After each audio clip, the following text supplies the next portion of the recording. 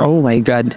Ang hirap kasi, favorite. Kasi parang parent na pipili ka ng favorite sa anak mo. Parang ganyan. So wala akong masyadong, oh my God, ang hirap nito. Siguro kung pipili na lang ako, yung sa Anino na lang na, kahit na ganon pa manayaya ka.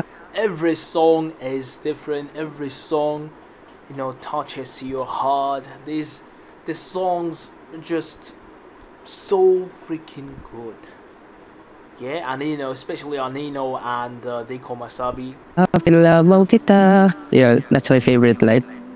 Sobrang laking bagay dito for me as a solo artist na still na nagsisimula pa lang. Malaking bagay ito sa akin kasi ngayon na nagsisimula pa lang ako as still, nagkakaroon ako ng lakas ng loob not only to pursue what I love and what I like. Marami pa akong It's just the beginning for Stel. I mean, I'm pretty sure he's working on more songs and planning to release more albums. na-discover din na parang pwede ko rin palang gawin. Kailangan ko lang na extra push sa sarili ko para masabi na kaya ko rin pala yung bagay na yan. So, ayun.